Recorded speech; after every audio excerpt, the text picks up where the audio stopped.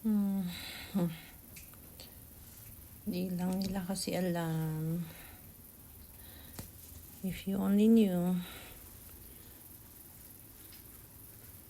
kung bakit hilang ang ngipin ko. First of all, takot ako sa dentista. Hindi ko kasi kayang pumunta sa dentista ng mag-isa. Kailangan, pag pumunta ko ng dentista, may kasama ako. Real talk. Takot ako sa dentista. Pangalawa, mahal dito. Mahal dito eh. Alam mo yung gusto kong makatipid. Kasi sa sobrang mahal, parang sayang. Samantalang, ang pera na yun, pag binigay ko sa iba, may iba akong napapasaya. Hindi ko kailangang isipin lagi ang sarili ko lang. Iisip ko rin yung mga tao sa ibang sulok ng mundo na hindi nakakaranas ng masarap na buhay. Yung mga taong naghihirap. I know I can't provide everything sa mga lahat ng mga hirap. But at least, meron akong taong napapasaya at natulungan. At hindi lang ang sarili ko ang inintindi ko. I don't care kung hilang ang ngipin ko. Yeah, it's true. Hilang ang ngipin ko. And if I am so selfish, and I'm just thinking of myself, I should wear a brace. I should wear a brace and put a new denture. But I didn't. Kaya hindi ko talaga maubos maisip that you call me sirok or swapang. Wrong. Wrong answer. Wrong word. Calling me sirok. Kasi I don't think na naging sirok ako. Dahil hindi ko inisip una ang sarili ko. Look, from my perspective, from my own, tingnan mo kung ano ako. Maybe naka-makeup ako. Pero when you see inside my teeth, yes, hilang ang ngipin ko, hindi ko pa napayos ang denture ko. It's because I think of others first before myself. Kasi inisip ko, may trabaho ako, sila wala. So why don't I help them for a while? And next time, ako naman. Ganun lang yun. Huwag mo kong dinajudge, huwag mo tinitignan hilang ngipin, or ganito, ganon, ikinukumpara mo ako lagi sa ibang mga sponsor. Wag. Kasi yung ibang sponsor mo, siguro napakayaman nila, hindi nila kailangang magtrabaho. Diba? Bigay lang sila ng bigay ng pera. It's because they were not the one who's working for it. Instantly, the money was there. Either sa kanila yung pera, o pera ng asawa nila. It doesn't matter. But for me, it does matter. Because I'm working hard for that money. I earn that money. Pinaghihirapan ko. Pinagpupuyatan ko. I work day and night. Buhay maas. I work at night at 12 hours. During weekend. From Thursday until Sunday. Okay? 12 hours at night. And then 8 hours and a half Monday to Friday. Monday to Friday, maas, 8 to 5. So meaning, Thursday and Friday, doble kayod ako. I work in the morning and I work at night. And I did my sacrifice for that. Kasi, para kumita ako ng extra. Para makatulong ako. It's not para ako ay magmalaki o magmayabang. Wala akong dapat ipagyabang. Kasi nga, nagtatrabaho ako. If I am not working, then, siguro, pagyabang ko katulad ng iba dyan na nagpipiling mayaman kasi hindi nila kailangan magtrabaho. Labas lang sila namang labas ng pera.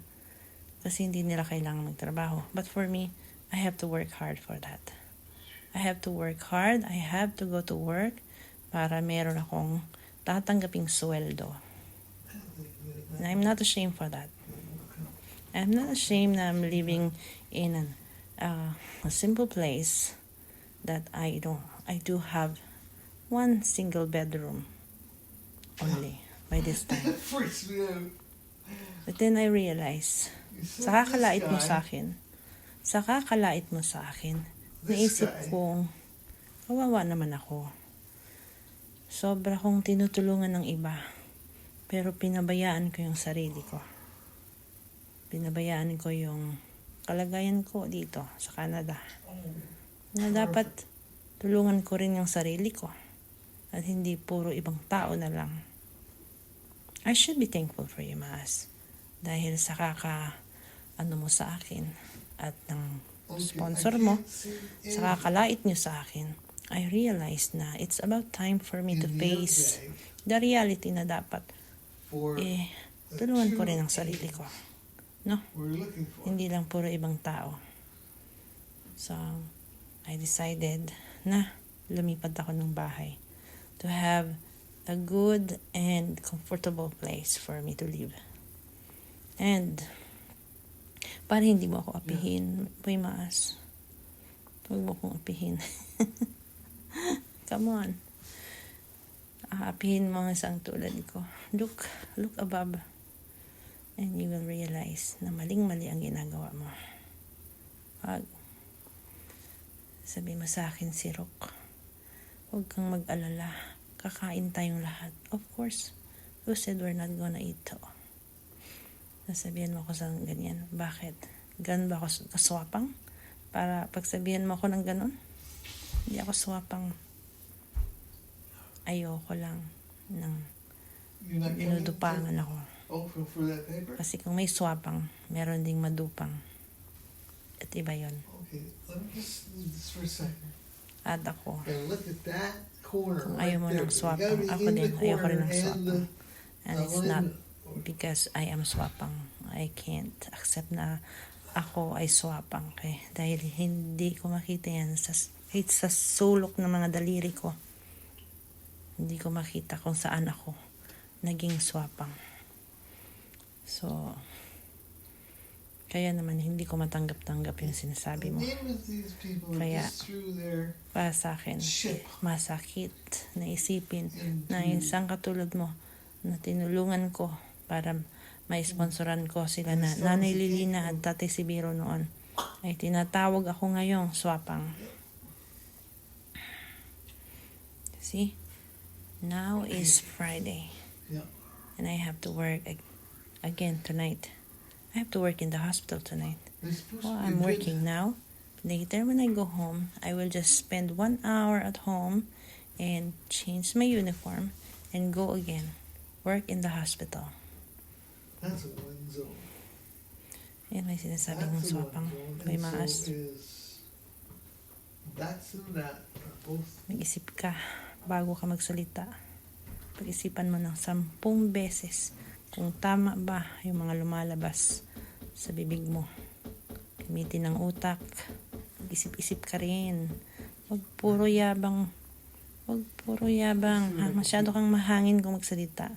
Parang lahat ng mga lumalabas sa iyong bibig. Palaging totoo, parang tama. Didenggoy mo yung ibang mga viewers mo. Hindi nila alam. Behind the scene. Hindi nila alam kung sino ka.